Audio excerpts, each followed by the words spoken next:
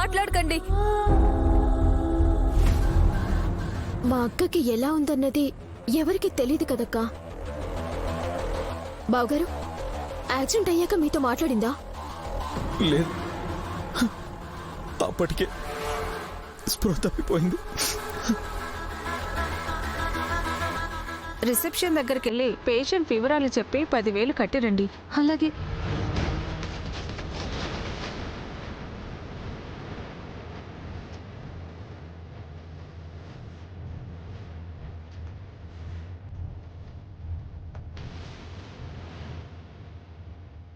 వేరే హాస్పిటల్కి ఏమన్నా వదిలి తీసుకెళ్దామా బ్రో?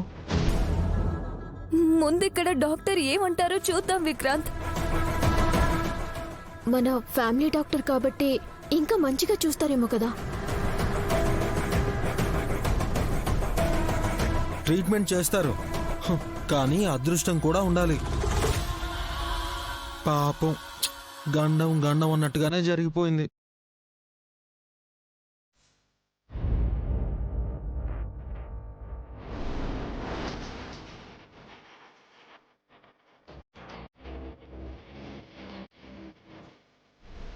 ఏమండి, బిల్ ఎక్కడ కట్టాలి? అటువైపు వెళ్ళండి, కనిపిస్తుంది.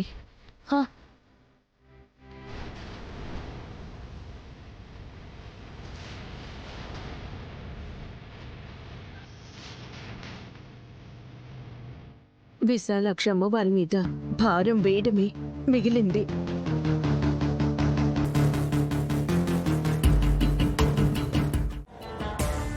ఇప్పుడు ఎవ్వరూ ఏమీ అనుకునే సిచ్యుయేషన్లో లేరు వల్లభ.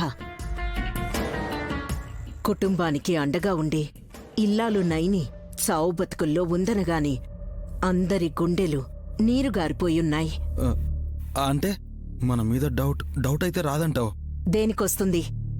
అంటే కారు బ్రేక్ ఫెయిల్ అయ్యేలా చేశామని తెలీదంటావా? చెంపలు వాయిస్తాన్ రాస్కల్. నేనేమన్నాను మమ్మీ? యాక్సిడెంట్ జరిగింది నైని వెళ్లిన కారు బ్రేక్ ఫెయిల్ అవడం వల్ల కాదు, వేరే వెహికల్ గుద్దేసి వెళ్ళిపోయిందని చెప్పారు కదా. అవును.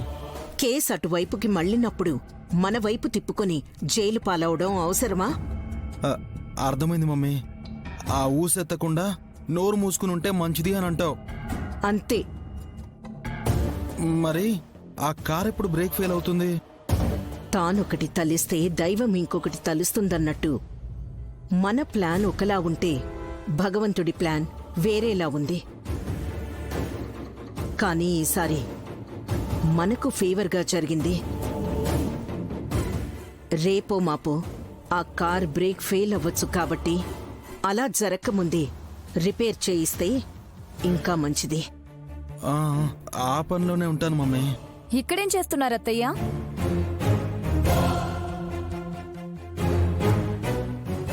విశాల్ బాధని చూస్తుంటే గుండె తరుక్కుపోతోంది హాసిని. పెద్దదాన్ని నేను కూడా బోర్న ఏడిస్తే అందరూ ఇంకా డీలా పడతారని వాళ్ల ముందు ఏడవలేక పక్కకొచ్చేశాను. ఇక్కడ కన్నీళ్లు కారుస్తూ ఉంటే మీ కొడుకు తుడుస్తున్నాడా? ఏయ్, నువ్వు కామెడీ చేయడం లేదు గాని నీ మాటల్లో మాత్రం వెటకారం ఉంది. మీరు సైడ్కి రావడం కూడా మంచిదే అయింది. ఎందుకు? మిమ్మల్ని నిజం చెప్పమని నిలదీయొచ్చు. అంటే చెల్లికి యాక్సిడెంట్ అవ్వడానికి కారణం మీరే కదా.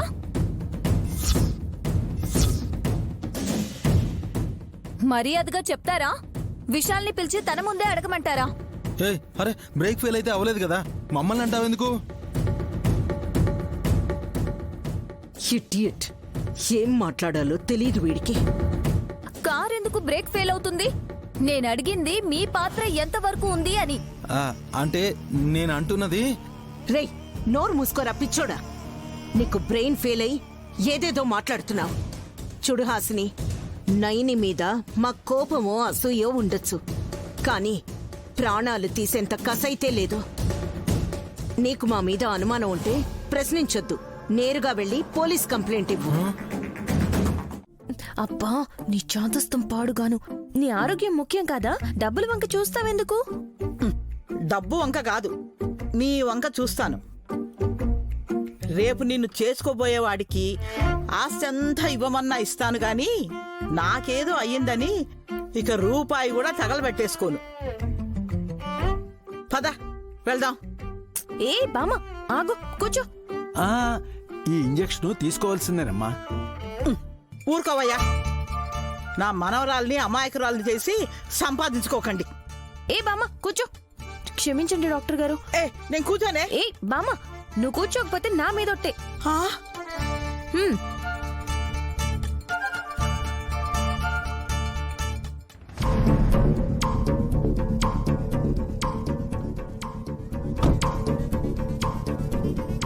సిస్టర్ చెప్పండి.